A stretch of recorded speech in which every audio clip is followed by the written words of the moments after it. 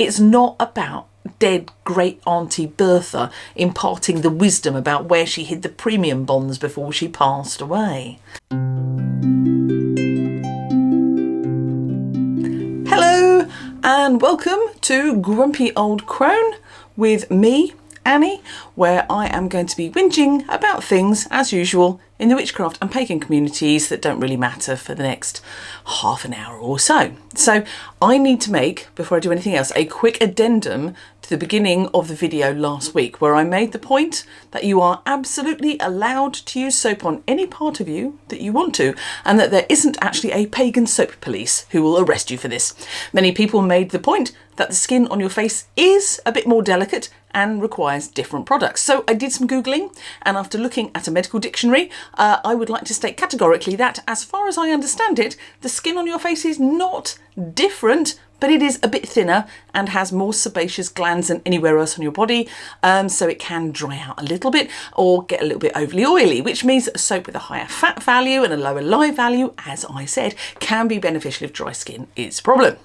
Mr. Grumpy Old Crone did point out that as a person whose skin is on a lifelong mission to leave his body with as much irritation as possible, that if he used any kind of soap at all, he's likely to actually explode.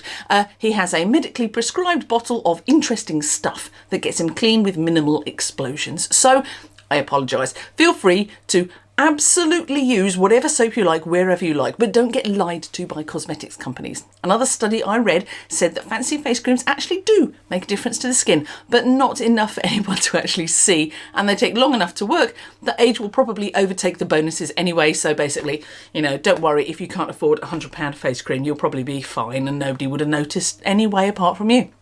Right, so that being said, I want to address a slightly thorny subject in this week's Existing Whilst Witchy. So I have been a bit poorly this week, I'll moan about that later, but whilst I've not been able to work, I have been doing quite a bit of thinking, and this week's thinking point, excuse me, cough, was about why we decided to become witches. Now, I'm not talking about paganism. As I've stated on many occasions before here, and will go on to do again, I firmly believe that paganism and witchcraft are two completely separate, somewhat complementary things. You can be both a pagan and a witch, I certainly am, but you can absolutely be one without the other. Now, the call to paganism for many of us is a deep religious pull, I think, and I'm not going to get into that, not today anyway, but the call to witchcraft, I think, is a different thing again. I started thinking about this as I was, doom scrolling through Instagram, and I came across a post from someone talking about the fact that they loved how witchy this season and practicing made them feel. Now, I have opinions about that word witchy. It's reductive and babyish, and I really wish it wasn't quite as useful as it is. But mostly the post left me wondering whether that unquantifiable feeling of being witchy was the reason why people start on this path. Because if it is, then it's not a great reason. Because if you don't start on the path with any knowledge, then you're chasing a feeling, not a goal. Or should that goal be the feeling? Is the feeling tied to the aesthetic? And the more I thought about it, the more I realised there were probably 101 different reasons why people fell into witchcraft. For some lucky souls, they were born into a witch-centric family, and they just simply grew up that way with the same expectations of following a family path that any other religious community might experience. For the rest of us, maybe it's something early on. There's a feeling of difference. I mean, I genuinely wonder if a large chunk of us aren't simply neurodivergent in a particularly specific direction that leads us to experience feeling different, feeling drawn to natural environments, loving animals and non-judgmental intelligences, animal, spirit, plant, human, whatever. Maybe the feeling of following the witchcraft path is a search for home for a lot of us. There's this Welsh word called hiraeth. Well, the word isn't called hiraeth, the word is hiraeth, which describes, an ineffable longing for home, even if one has never actually experienced that home. Is that what draws so many of us to this path? And if it is, does it enable us to recognise each other to a certain degree? I mean, does that explain why I feel so at home with certain pagan and witchy people? I mean, I don't have a great answer for this question. Excuse me. and honestly, I'm kind of opening up the discussion for other people to contribute, because I'm still hunting down exactly how I feel about this in my gut. I mean, I do know that I find people who value the aesthetic above the practice difficult to deal with, and they aren't generally people that I choose to hang about with. I mean, I joke a lot about, you know, the polyester cloaks, and it's mostly true. The people who want a cloak because it looks cool and has mysterious signs on it, rather than just, you know, wandering off into the woodland in a big cardigan, are not generally the kind of people that I enjoy being with that much. But it all boils down to my time-honoured favourite question of why? Why witchcraft? Now, I'm not going to judge different witchcraft paths because, you know, that way lies madness. But let's just assume that everybody is bobbling along happily in a path that makes absolute sense to themselves and everyone around them. Shall we? Thank you, thank you. That makes my life much easier, I can tell you right here. But are my worst fears true? Is there a significant chunk of the witchcraft community who just want to follow this path because they like feeling a bit edgy and wearing a lot of eyeliner? I mean, that can't really be it, can it? It can't really be as empty as that. But it struck me this week as I was browsing in a bookshop with one of my dearest friends, my adopted mom and priestess. And that's one person, by the way. She's all of those things. She just rocks. That somebody out there is buying all these terrible, shitty Wikipedia type books, which are a triumph of Canva formatting over content. We kept picking up books making sounds and showing them to each other with a mild sense of despair. Now, whilst I know that there are a lot of brilliant small imprint publishers out there doing wonderful work, and I'm looking at you, Troy Books, but somebody has to be buying these dreadful ones or they wouldn't keep publishing the buggers, would they? Is it the edgy polyester pagans? Are they buying them to display edgily on their edgy coffee table for when their edgy friends comes round? Or are a lot of them just buying them without opening them and then putting them in charity shops when they get home and find out how bad and basic they are and being very disappointed? So I'm actually, right now, for a change, I'm not going to, well, I've been a bit opinionated, obviously, it's me, but for a change, I'm going to ask a genuine question here, and I'm going to do my damnedest to read all the answers, because I really want to know. Why did you start to pursue witchcraft? I mean, I'm looking for a really good, basic answer to that question of why, by the way, not just it felt right for me. Why did it feel right? What part of you feels missing if you don't practice? Do you have an answer that has more meat to it than it felt right? Because I've done some digging in my own brain, and this is my incomplete answer for me. Okay, only me. I was a pagan before I was a witch. I started witchcraft because it was part of the expected path in Wicca in the 1980s, but I didn't take it completely seriously until I went through a couple of decades of horribly non-fitting Christianity and burst out of the broom closet afterwards. At that point, I'd felt trapped and powerless in a bad marriage that should have ended many years earlier. I hated feeling powerless, and I started to set up my own small space to reflect the me that I had lost all those years ago. I set up an altar, and because it was there, I started using it. Now, my life was a complete dumpster fire for a while, and spell work helped me to feel like I had some power over changing it. And after working for a few months with old remembered rituals and correspondences, I realised that it was actually working. I had control. My workings worked. I remember one particularly dramatic working where I was, frankly, desperate. There were a couple of lives at stake, and I pulled in witches from all over the UK in one night to focus and direct power. I mean, don't think I'm some kind of amazing cone of power Doreen Valiente person. They were just friends of mine, okay? But they were all over the place, and I asked them all to focus on this one specific thing at this one specific time. And it worked to the extent, I mean, it worked to the extent that the people involved in the outcome called it a miracle. And it wasn't a miracle, it was hard work. It was focused power. It achieved something beautiful and miraculous, and the lives involved were saved. The sense of not being in opposition to the world, but able to simply nudge it when I needed to was heady, really. And now I realise that magic doesn't always work like that. And the really exciting thing is that however much I read and talk and learn, there is always an endless well of further knowledge to be tapped. And that is so exciting.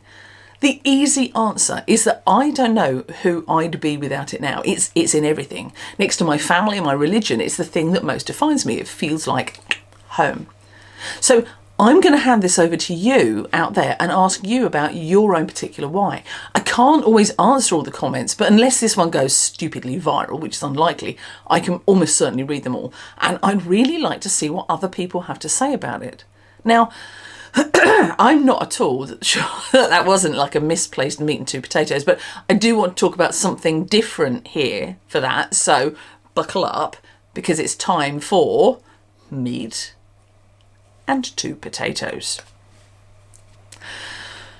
As regular cronies here probably know, I'm a huge tarot nerd, witness the tarot desk, which means that in any given moment of rest, there's a 50% chance that I'm going to be thinking about tarot in one way or another. I do a fair amount of tarot tuition content, at least one top tier video a month over on Patreon, but I don't always address it as much on this channel. So I thought today I'd take the opportunity to address a few myths that people tend to build around the tarot and which can puzzle people when they first start out. So let's have a look at these together. First up, you have to be given, this drives me insane, you have to be given your first set of tarot cards. Now, it does drive me mad because it's the kind of gatekeeping that I do dislike. Now, I'm always very open about the fact that I don't actually see anything wrong in certain types of gatekeeping. I believe that magic practitioners should take study and practice really seriously. However, I also believe that if you're keeping watch over a gate, then you should also be welcoming in people with genuine interest and business beyond the gates. It works in both directions, but what I don't like is the sort of rule that seems to be made up with no basis behind it, specifically to block the path of someone else into that practice. Now, I know a whole lot of people will be jumping up and down and shouting at the screen that I'm being hypocritical here because I have put barriers in people's paths. I would respond to this by saying that I don't believe I put blocks in the way of people entering the craft, but I encourage them to find honest and ethical ways of doing so, whilst making it clear that easy is not guaranteed or indeed desirable, really.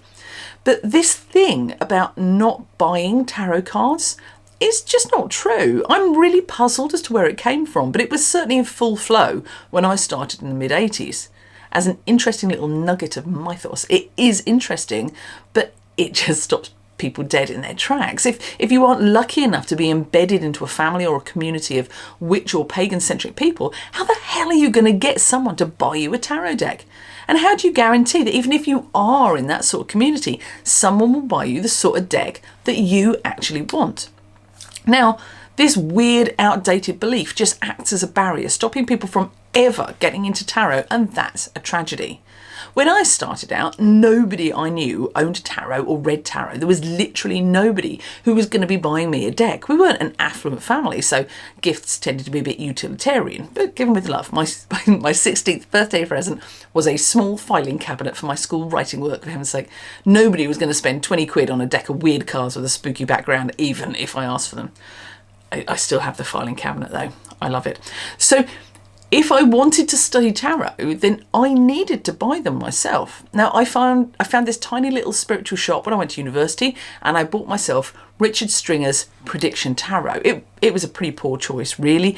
It's a pip deck rather than a Waite-Smith deck, and that made it quite hard to read as a beginner, but I stuck with it and I loved it. Now, I've mourned the fact that a deeply unpleasant vicar burned it when I tried to be a Christian, but without that deck, I would have been completely unable to start that path of study. And if I had waited for somebody to buy me that deck or any other deck, I would have been waiting a very, very long time. So, like almost everyone else in the tarot community these days, excuse me, I very firmly believe that you should not wait to be given cards, but you should be the captain of your own ship and buy the deck that you love. That being said, if someone does want a tarot deck and has someone willing to buy it for them, there's absolutely nothing wrong with gifting them.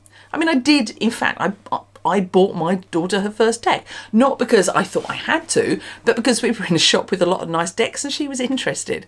It was a fun thing to share. And if I'd bought the deck that I thought would be most appropriate, she would not have ended up with the deck that she absolutely loves. So, my opinion, buy yourself the decks that you want.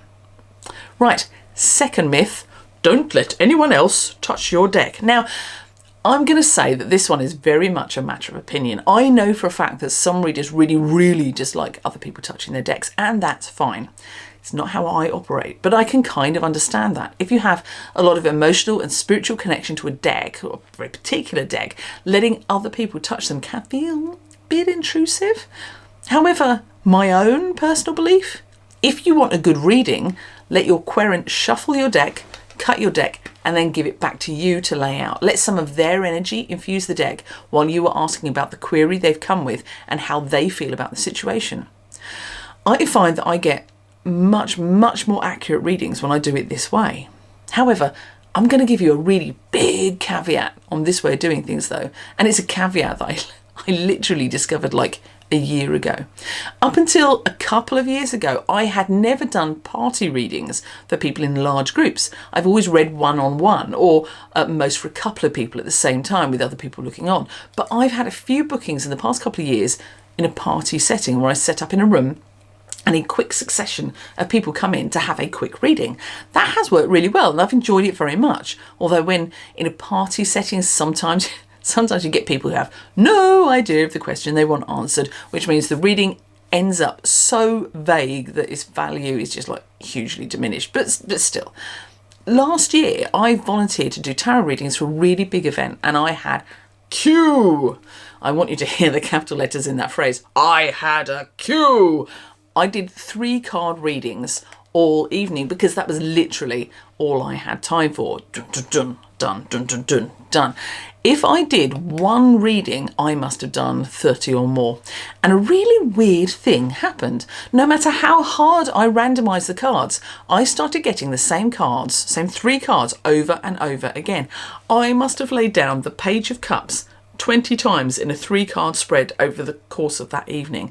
Now, I'm not a mathematician, but even I know that that isn't very likely with properly randomised cards. I shuffled them. The querent shuffled them. I did random hand sweeps and repiling, and still the same cards kept coming over and over again. Eventually, I came to the conclusion that there was just too much different energy on the cards being shuffled by so many different people, and the cards had a sort of la la la, I'm not listening response. Now, I have precisely 0 evidence for this, but that's what it felt like for sure. So if you're going to do a whole evening of short readings and a lot of people are going to be touching your cards, I really recommend bringing a few different decks and cleaning them by knocking them or stashing them with selenite whilst going onto a different deck for a little while. It surprised me, but it 100% happened. And I'm going to make sure that I have the ability to randomise more effectively in the future with different decks throughout the course of an evening. So you can tell I'm not quite at full thing. I've got my voice back. That's good because for the vast majority of this week, from Tuesday onwards, no voice. I taught on Tuesday, and by Tuesday 3:30, my voice was gone. Bear in mind, I don't finish teaching until 4. So kind of like the last half hour was almost interpretative dance. And then when I got home, I got nothing. So it was not COVID, happily. I tested, not COVID, but it was a stinky cold that kind of sat in my throat. But I'm much better now. So I am still a little bit, but much better. But please excuse the coughs. That's where I'm going. Digression. I'm so sorry. I'm going to go into that later anyway. But enough. Right. 3rd myth. Tarot cards are evil. So don't get me started. People with no knowledge like to idiot-splain the tarot, and they will tell you they are a conduit to the dead, no better than Ouija boards, can lead to possession, and are spiritually dangerous. Now, at this point, I'm going to say something that some people out there are likely to find super contentious. Tarot cards are just bits of cardboard that have mostly been printed in China. You can definitely open a new set of cards and think, ooh, those are pretty, but please don't imagine that the devil waits inside a pack of nice printed playing card clones, because depending on what deck you're using, there may well be another 20,000 or more identical decks out there. Are they all demonic too? Or is it just your cards? There's nothing inherently evil or good about 78 little pieces of card with pretty pictures on them. There's also nothing inherently magical about the tarot. They are essentially no different to a standard set of playing cards. In fact, if you look up the history of the tarot and playing cards, you'll find a huge amount of common ground. In many different traditions, people will use playing cards for divination rather than tarot. When I made my Witchcraft in the Broom Closet video, a whole lot of people commented that if one was worried about being found in possession of tarot, playing cards were an excellent substitute that nobody would query. And you know what? I kind of think that is a really good idea. And logically, when you let that whole thing play out in your head, why should tarot be any more magical than playing cards? They come off the same printing press with the same cardstock and the same ink. The only difference is the images. And anyone who's spent any time in the tarot world will tell you that there is such a vast amount of different tarot these days. It's a real struggle to see something evil in all of them. Now, I have a Guillermo del Toro set of cards. I love them, but I never ever use them to read for querents that I don't know, because the imagery is really disturbing. Now, I love horror films and horror imagery, and Guillermo del Toro is one of my favourite auteurs, so I find them beautiful. But I do see that other people could find them almost demonic. But you can buy tarot featuring teddy bears, and I found another set starring fat little guinea pigs wearing an assortment of amusing hats. I mean, what could possibly be demonic about cute guinea pigs in funny hats? I don't get it. I honestly believe that all divination is as good or as evil as what you bring to the table. Do you see hate and fear and diabolism in the cards? No. Right, then there's none there. But if the answer is yes, then we're into a whole different kind of ballgame. And the people who bring that sort of preconception to a tarot reading are the people who are already scared, and their subconscious will dredge up like the foulest fears from the bottom of their psyche. Those people really ought to stick to fortune cookies as far as I'm concerned, not because it's dealing with the devil, but because they have nothing good to project into a reading. And in my opinion, a good reading is 50-50 conversation between the reader and the querent.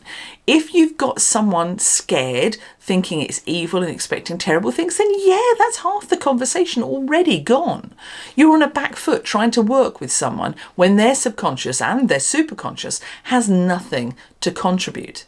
Now, I will briefly say that I personally believe that this is the same across all forms of divination. I grew up in a household where I was told that the Ouija board was evil. And honestly, I believed it. Evil. That was what the trusted and loved adults in my life told me. So why would I disbelieve them? As I grew older, I told my kids the same thing. Ouija is evil. Horrible spirits come through and they possess innocent children. And well, let's just say I've got a very different opinion now. I applied some common sense and experience to my viewpoint, and now, honestly, I just think it's another divination method that's as good or evil as the mindset that you bring to it. Have I taken part in Ouija board work as an adult pagan? Yes. Was it interesting? Yes. Did something come through? Yes. Did I trust it? Not so much.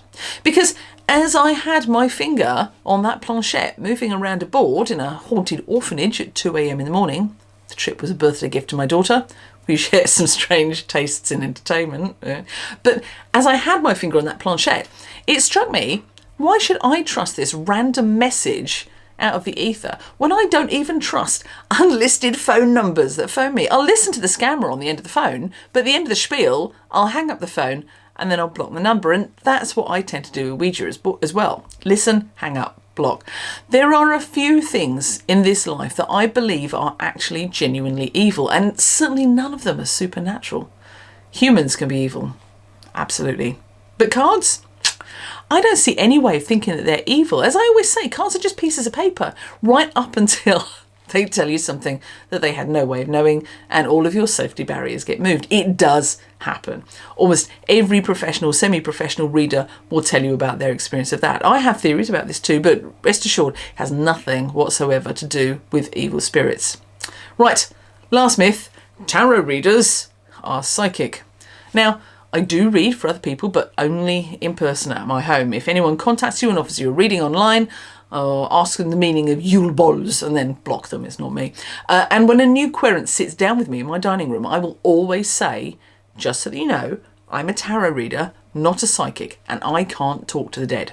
Now, I have sensed a dead person a few times. Sometimes this stuff is subtle, sometimes it's really, really not, but never when I'm reading tarot. Tarot is about understanding archetypes, learning how to link meanings and build a rapport and ongoing conversation with the querent. It's not about dead great auntie Bertha imparting the wisdom about where she hid the premium bonds before she passed away. You don't have to be psychic to read tarot. You can learn from books. I don't recommend teaching yourself with absolutely no sources though. Whilst I'm sure people do exactly that, common sense says that if you don't have a set of standard archetypical meanings to pull from, then you need to be relying on your intuition, which is a bit, well, is a bit psychic, isn't it? So if you are psychic, read how you want to read. But if you aren't, a couple of books can really help immensely. But the vast majority of tarot work that I do is actually weirdly logical. There's a set of meanings, and depending on your layout, there's a way of linking those interpretations until you come up with an overarching reading.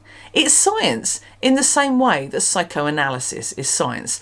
That is to say, arguably, very arguably. But I'm not here to convince anyone of anything. If you disagree, then, feel free to shout at me in comments. If you try to quote scripture at me, then I should warn you that I'll probably screenshot you and make a Patreon-only video about it, and you'll never know unless you join my Patreon. Honestly, it's one of the funniest things ever. People try to insult me and can't argue unless they give me some money. And they never do actually give me any money. But the fact that they sometimes consider it just to keep arguing makes me all kind of like warm and fuzzy inside. Anyway, right, I think it's time to move on to the last segment of this video, which is, as always, the positive bit. Here comes the positive bit. So, last weekend, my son got married. Yes, my new daughter-in-law is the best ever, and we are totally stoked to have blended our families. They had an amazing day last weekend with an English country fair theme. They got married at the church our family attended all the time I was trying to be Christian, all through my kids' childhoods, and then everybody walked to the village hall for an afternoon tea with finger sandwiches, brownies and tiny scones and lashings of tea. The speeches were incredibly funny. I've told my son and his best man they should both consider a career in stand-up comedy because they were very, very good. The village hall has a playground attached, and this is the point that I should introduce the video of myself deciding that going on a child zip line in my full wedding outfit was the best idea ever.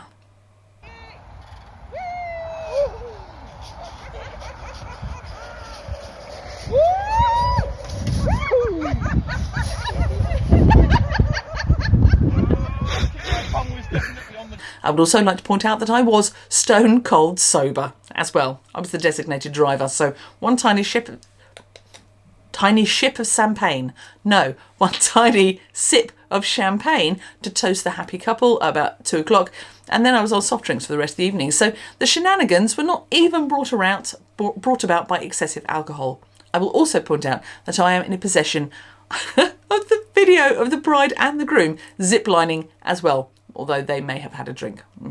I'm not going to put up pictures of the bride and groom because it seems a bit intrusive of their privacy, but just believe me when I say they both looked amazing and both seem to think that they have got the best spouse in the entire world, which is, frankly, the best way to start married life, I personally reckon.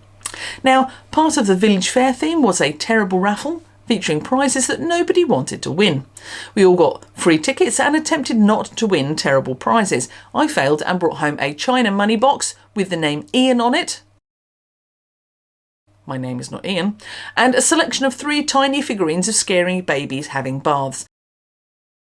I am now on a mission to hide these horrific baby figurines in the houses of people I love, and hopefully those who have a sense of humour.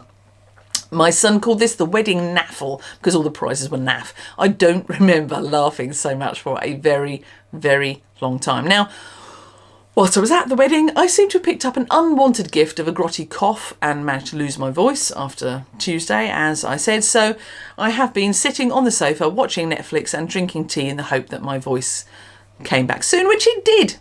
I was really hoping it came back in time for me to be able to get to the Sing Along a Wicker Man on Friday, which I did. Made me feel so much better. Now, I did test negative for COVID. Happily, it was just a stinky cold with rotten cough that just wouldn't shut up and go away. There were a few things quite so irritating as somebody in a cinema who won't stop coughing. So I'm very, very glad that I wasn't that person this weekend. Now, as the calendar has flipped over into October, which on my Discworld calendar means I get to see Granny Witherwax all month. It also means I'm about to start decorating for Halloween and Samhain. The first thing up was a little black and purple light up tree for hanging my pumpkin ornaments on, and a nice pumpkin spice scented candle from Lisa. I need to dig out the rest of my decorations soon and get them up so that I don't have a last minute rush at the end of the month, as I often do. So that is my plan for next week. How about you? So, as we finish up here, I want to offer a blessing for this week.